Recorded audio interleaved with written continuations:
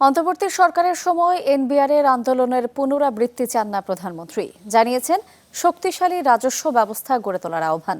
সকালে রাজস্ব সম্মেলনে যোগ দিয়ে বলেন, করের বোঝা না বাড়িয়ে বাড়াতে হবে করদাতার সংখ্যা। দীর্ঘ ফ্যাসিবাদী শাসনে বিপর্যস্ত অর্থনীতির হাল হকিকত ভালো করে জানেন রাজস্ব বোর্ডের কর্তারা।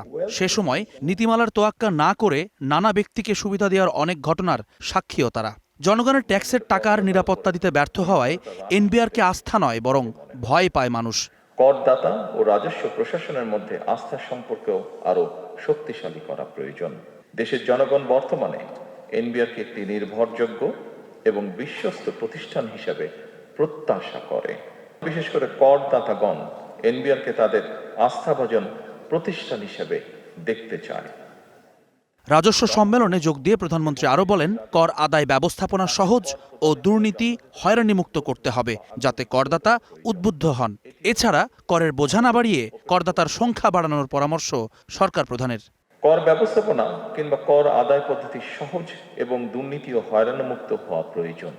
আধুনিক কর প্রশাসনের উদ্দেশ্য শুধুমাত্র বেশি কর আদায় নয়, বরং বেশি সংখ্যক মানুষকে স্বেচ্ছায় কর প্রদানে উৎসাহিত করা। অন্তর্বর্তী সরকারের সময়ে এনবিআরের আন্দোলনকে দুঃখজনক বলেন তারেক রহমান। জানান, যে কোনো সমস্যা আলোচনার মাধ্যমে সমাধান করে এগিয়ে যাওয়ার আহ্বান। ইন্টারিম গভর্নমেন্টের সময় এই ডিপার্টমেন্টে একটি ঘটনা ঘটেছিল। ঘটনাটিকে আমরা দুঃখজনক ঘটনা বলে অভিহিত করতে চাই। আমরা চাই, আমি আগেই বলেছি, সরকার চায় সকলকে সাথে করে নিয়ে বাংলাদেশকে গড়ে তুলতে। সমস্যা আছে, সমস্যা থাকবেই। আমরা আলোচনা করে ধীরে ধীরে সমস্যার সমাধান বের করার চেষ্টা করব।